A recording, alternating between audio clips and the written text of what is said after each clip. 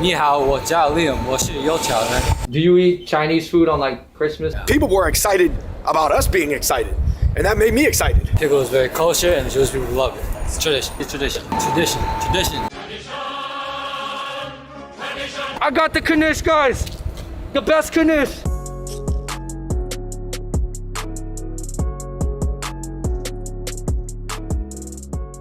Jewish, Chinese, and Italian people have been right next to each other in New York's Lower East Side for over 100 years. Everyone gets along, but I'd say each respective community sort of does its own thing, which makes sense because each group is so different. But today we're with our friend Liam, who is of Jewish descent and grew up in the neighborhood his whole life, and he's gonna take us on a tour of Jewish spots in the LES.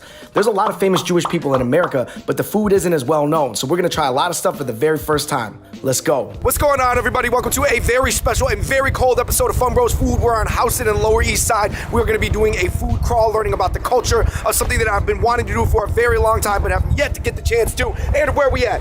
Guys, we are in front of Russ and Daughters, and we're about to embark on a Jewish food crawl across the Lower East Side. And who better to help us through this food crawl than Liam right here?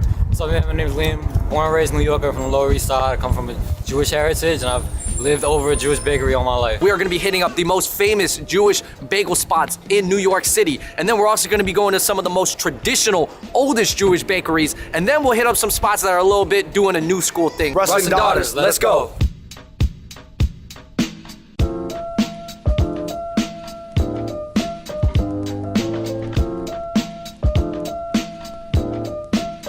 All right, guys, I just walked out of Russ and Daughters. I bought 3 of their most popular bagel sandwiches here, and I had some really cool interactions with people in there. They're very nice, you know? I think when you show an interest in what's going on, and like this guy was talking outside, he was saying he's been coming here since 1955, and it's as good today as it's ever been. As a matter of fact, it's probably better today. It's the 3rd generation of owners. Do you think that these spots should modernize? I think the food should stay the same as it was for 50 years, but I think the facility and the service and the aesthetic of the place could modernize, but keeping the tradition alive. Russ and Daughters has been around over 100 years, and it started by a guy named Russ, and actually he had no sons, so his daughters ran the shop, and that's why it's called Russ and Daughters. Okay, Andrew, these were not cheap. For 3 bagel sandwiches, which I got a sturgeon, I got a pastrami Russ, and I got the classic, it was a total of $52, guys. This spot is high quality, but it is expensive. Right. Here, guys, we have the pastrami Russ right here. This is pastrami kind of flavoring on salmon lox. Classic bagel and lox, man, is tradition in Jewish culture. Coming from Europe, bagel, Jewish, we add fish because it's kosher.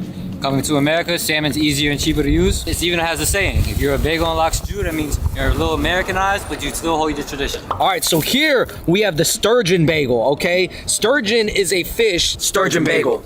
All right. Weirdly enough, it kind of tastes like a fishy turkey too. Immediately classic. Next, we gotta go with the classic. Your layer of a lot of cream cheese. You got your smoked salmon right there. You got onions, capers. Salmon lox bagel. If you're not fish guy, gotta say, I'll definitely go for this in the future. You rocking with smoked fish? I'm rocking with smoked fish. Last but not least, this is pastrami? Pastrami Russ, this is the pastrami salmon, bro. Pastrami sandwich. Look at that pastrami flavor on the outside. You see that? Pastrami Russ. I've never had anything like that before. The mustard, it's a kick, it's an extra thing to this. What could be more New York? We're freezing our butts off, eating Russ and Daughters. We gotta head over to Cat's Deli. All right, we're about to have a warm pastrami sandwich, a matzo ball soup, and potato latkes. All right, you guys, we have made it to the world's famous Cat's Deli. I believe that Nicole Kidman had some sort of like scene here or something. I'll have what she's having. She's like, I want what she's having. That's an old reference, but Cat's Deli, it is just a famous place to get your pastrami sandwich, your Reuben sandwich, corned beef, everything. This is a really, like, in a weird way, a top 10 tourist location in New York City. Everything here is kosher. What does it mean to keep kosher? So in the Jewish religion, you have certain things you can and cannot eat. The most notable non-kosher meal is a pig or pork. This is because we're not supposed to eat things with cloves. What do you mean, the hands? Like the hands, like the trotters? So what else has cloves? Yeah, so wait, so what does what does a cow have then?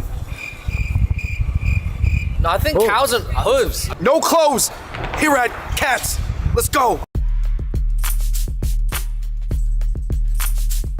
All right, we're here inside of Cat's Delicatessen. First look at the latkes. These are exclusive to Hanukkah and known for being served at Hanukkah. It's basically potato deep fried on a pancake. Latkes.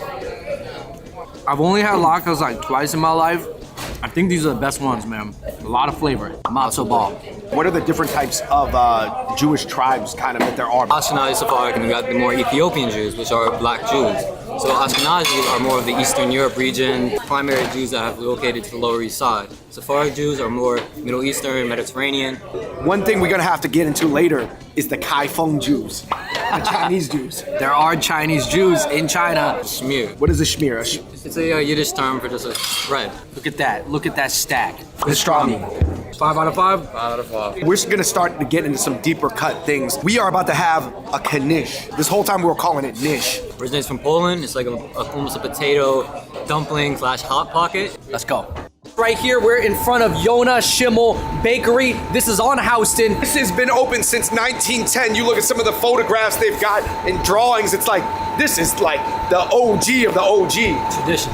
That's all it is. We're about to try some knish for the very first time. I think it is noteworthy that Liam, you speak a little bit of Mandarin because you went to what, an immersion school in elementary? Yeah, sure. 你好，我叫 Liam，我是有巧人，我在纽约长大了。 That's what can happen in the Lower East Side. A Jewish kid goes to Chinese immersion school. It's normal. Right next to the Jewish zone, Andrew, there was still hella Chinese right here. Yeah. Chinese people and Jewish people have been in the Lower East Side together for a century now.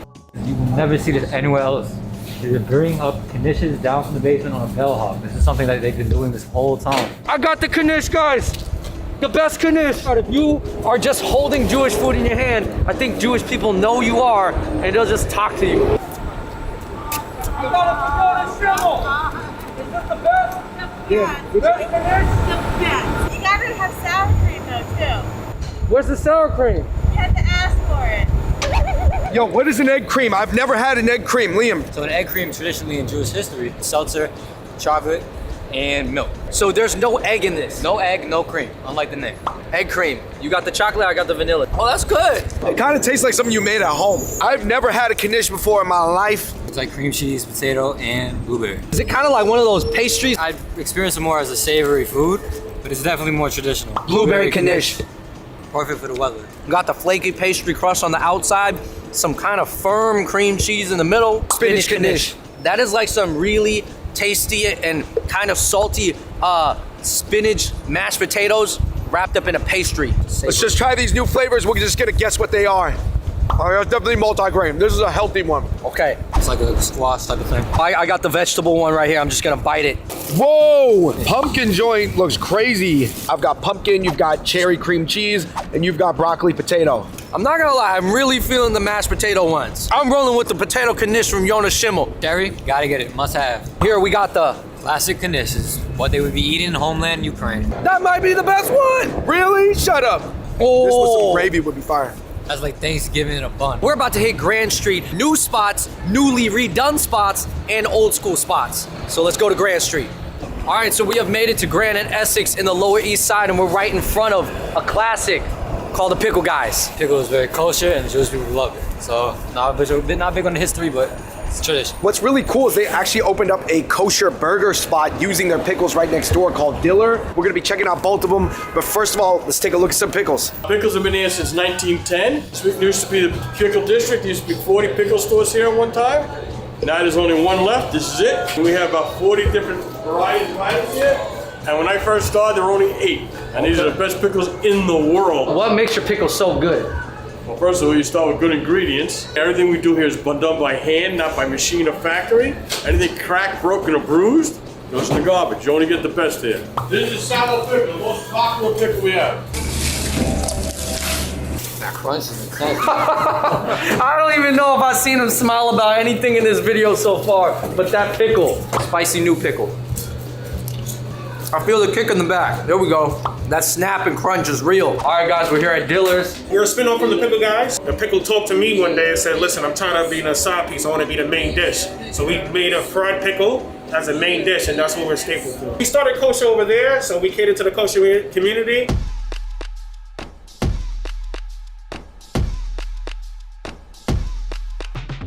We're outside of Diller and we have a whole spread in front of us. We got fried pickles. We have a pickled pineapple lemonade.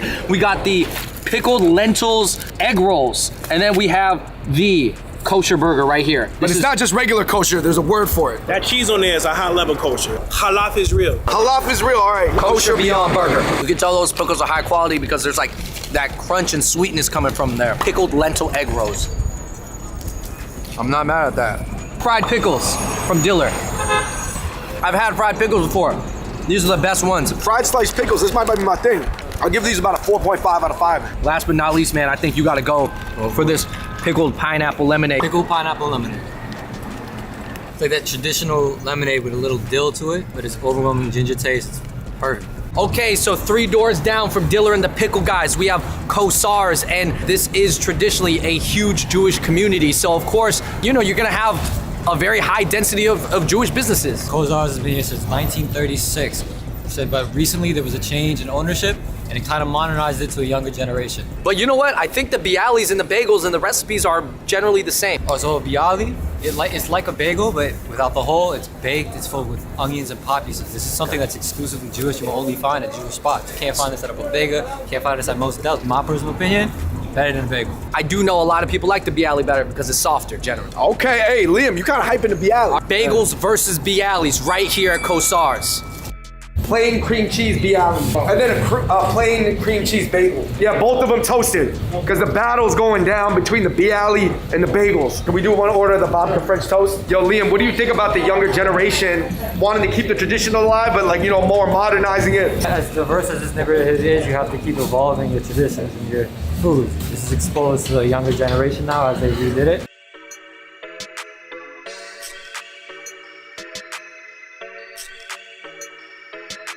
All right, we're here at Kosar's. They're known for the bialys, guys. Bialy with cream cheese.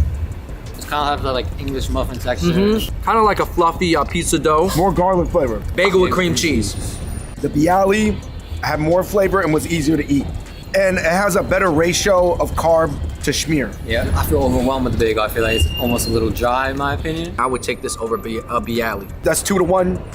Bialys, last but not least, here at Kosar's, we have chocolate babka French toast. Babka is a Eastern European Jewish bread, and they have made French toast out of it on the griddle.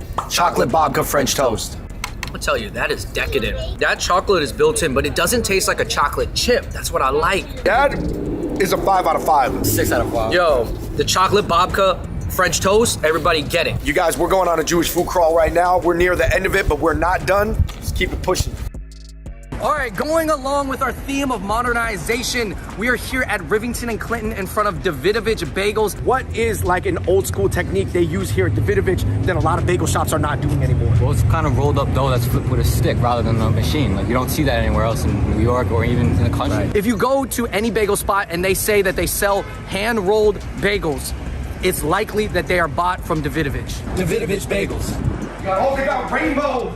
I know. Is that the traditional Jewish thing? The rainbow? I don't know about that, man.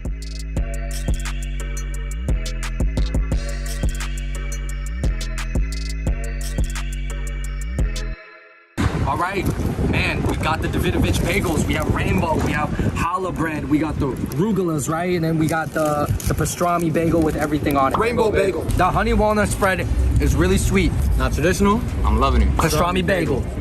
How do you guys like the bagel? Because it's kind of thick, but it's not too hard. It has a good feel to it. It cuts in perfect. As much as I love Kosar's, it's a better bagel. Salmon lox and cream cheese. That salmon lox was better than Russian dogs, in my opinion. What? That's controversial. Arugula. This one's a little dry, Davidovich. Last but not least, we got the challah bread. It's the holiday season. Just want to break bread with the fam. Challah bread. The bagels clearly taste different. I think it's the stick flip. On to our next spot, but I gotta say, shout out to Davidovich. All right, you guys, we just went a little bit further down on Grand Street. This is one of the most classic kosher bakeries. It's called Moishes. Moishes. Is this a spot that you grew up going to? Yeah, for sure. I actually live in the building right on top of it. Jewish food in the LES.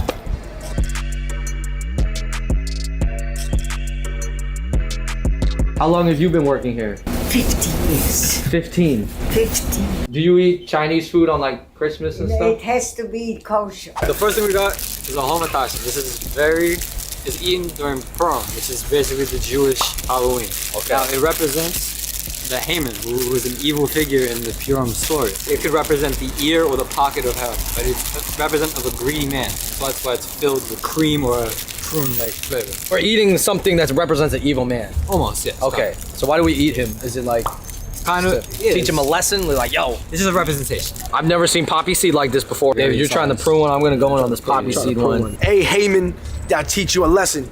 Eat your ear. I really like the prune one. It's underrated. The prune one is underrated. Prune one is better. This one was weird. This is rugula. Yiddish for a little twist. It's a dough wrapped in more like a poppy seed or a chocolate texture. Rugula. Has a deep cocoa flavor, a lot of cinnamon, not bad. Coming up next, we have the famous black and white cookie. Just a Jewish staple. I can't say particularly that it's coherently Jewish in terms of Jewish culture, but it's made by Jews for Jews. Jewish black and white cookie. Let's go. Chocolate and vanilla. Can't go wrong, guys. Last, definitely not least, mandel bread. Mondo bread. It's something my grandmother used to make when I was little. Okay, well, we saw this lady in there. She had been working there for 50 years. She used the old traditional bread slicer to cut this. They got the old school slicer right there. Is this chocolate bread? It's almost, yeah, it's like a chocolate bread. It's almost like biscotti. Mando bread. I know what you mean. This is like a chocolate covered biscotti. Yeah, biscotti. It has that kind of like vanilla flavor to it. I'm not gonna let you guys get off the hook. Oh, Y'all both said okay. y'all was gonna try that. Kosher soda, Mayim Chaim. Oh, carbonation is Very bubbly. very high. Lahaim. All right, we've made it to our last spot on Division Street. It is Mikali Bakery. It's a new bakery owned by a young Israeli guy. Spain to Middle East is Sephardic Jews, and the Mizrahi Jews, North Africa. And then, of course, Andrew, the Kai Feng Jews. Oh, the Kai Feng Jews from China. From Zhengzhou. If we thought that the other bakeries that we went to were a little bit old school, I'm sure this one is much different. Let's go check it out.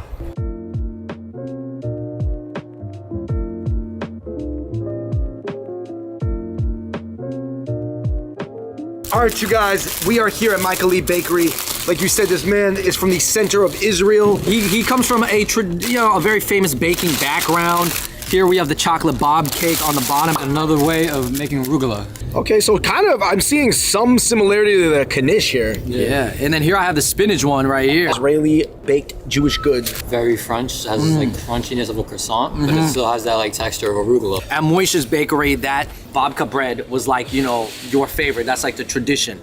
But this is like the new one. As you can see, this is like a twisted one. Babka. If you like Jewish bakery goods, but you kind of want it in like a more French croissant, decadent style, this would be a good pick. To twist the original format. All right, you guys, that brings us to the end of our traditional to modern Jewish food crawl through the Lower East Side. There was so much history. Like we said, a lot of these spots have been around for like 100 years. My favorite thing was the pastrami sandwich at Katz. Maybe actually potato spinach knish. I gotta go with that French toast, man. I don't really like fish, but that bagel and lox was delicious. I think that potato knish really blew me away because I didn't expect that. I think it was really cool just to be in the community and see how excited everybody was that we were filming the video. Yeah. People were excited about us being excited, and that made me excited. I definitely want people to go out of their comfort zone, go to a Yom Shimmel, go to a Russ and Daughters, like go out there and try things. The Hamantash, that's my third pick.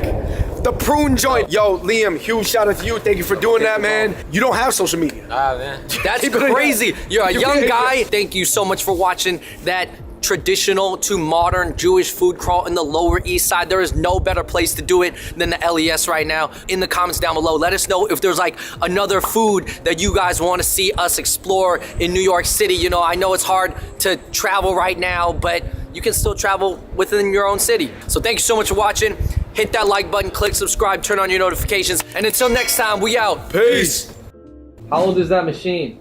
Older than you and me together. His father Steven, you know his father Steven? I used to come here, I have long hair. You think I remember? Liam, this sign says be a mensch, wear a mask. What does this word even mean? Be a mensch, be a good person in Yiddish. Wear a mask, you're helping the community right now. Come on. Be a mensch.